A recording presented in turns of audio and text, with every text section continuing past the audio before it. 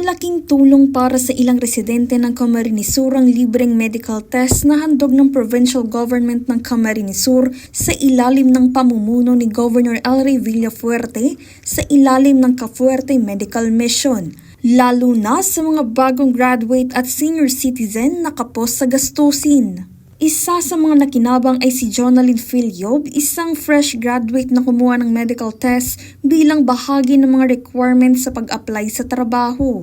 Ayon sa kanya, nakuha na niya ang resulta ng kanyang x-ray habang ang final results ng urinalysis at CBC ay inaasahang ipapadala sa kanyang email. Hindi na rin niya inisip ang mga bayarin sa private clinic dahil sa pamamagitan ng makabagong medical asset ng Kapitolyo ay nakalibre na siya sa gastusin. So far, naghihintay na lang po ako ng result pero yung sa x-ray po, binigyan na po ako ng copy po. Tapos yung final result po, isasanda lang po nila through email. Tapos yung urinalysis and CBC, hinihintay ko pa po yung result. Hindi rin napigilan ni Basilia Dolores Valenzuela, isang senior citizen, na magpasalamat matapos maka-avail ng libreng serbisyong medikal.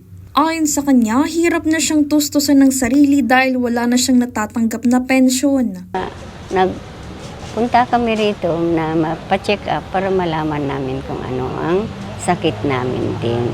Dahil mga senior pa kami, talaga sisikapin ko man na magpapacheck up dahil gusto ko pa mabuhay. Ayon kay Dr. Maria Lourdes Damato, Clinic Physician ng Emergency Disaster Medical Response o EDMERO, mahalaga ang mga laboratory test upang maagapan ang mga posibleng komplikasyon sa kalusugan. Important po na mag-check yung mga tao ng mga laboratory nila regularly. Lalo na po yung mga may maintenance na gamot, maganda po na na-check yung mga laboratorio nila.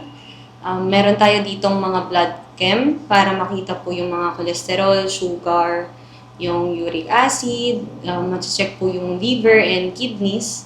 Meron din tayong mga ultrasound, x-ray. Ang pinakabago po ngayon is yung mammogram. So sa mga 40 years old sa pataas, maganda rin po na nai-screen po kung meron mga bukol sa breast. Thank you so much po sa provincial government sa pag-implement po ng ganito pong activity para po, hindi lang po para sa amin na fresh graduate student, pati na rin po sa mga kababayan po natin dito sa Camarines Sur na ayun nga po, nangangailangan po ng nangangailangan po ng free medical check-up po. And thank you so much po sa kay Gov and sa lahat po ng bumubuo po ng medical mission po na to. Message ko lang, papasalamat na lang kami dahil merong ganito na free check-up. Kung pupunta kami po sa mga private, wala man pera.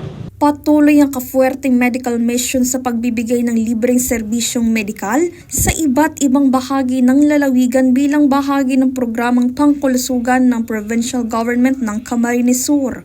Umiikot rin ang Express Labs sa mga komunidad sa probinsya na naghahatid ng dekalidad ng medical services tulad ng blood chemistry, creatinine test, urinalysis, ECG, complete blood count, x-ray at iba pa. Maliban sa Express Lab on Wheels ay mayroon din ng probinsya ng Health Motto at Dialysis on Wheels na first in the country para sa dekalidad ng medical services sa mga Camarinense. Darlene Lastrulio, CSN.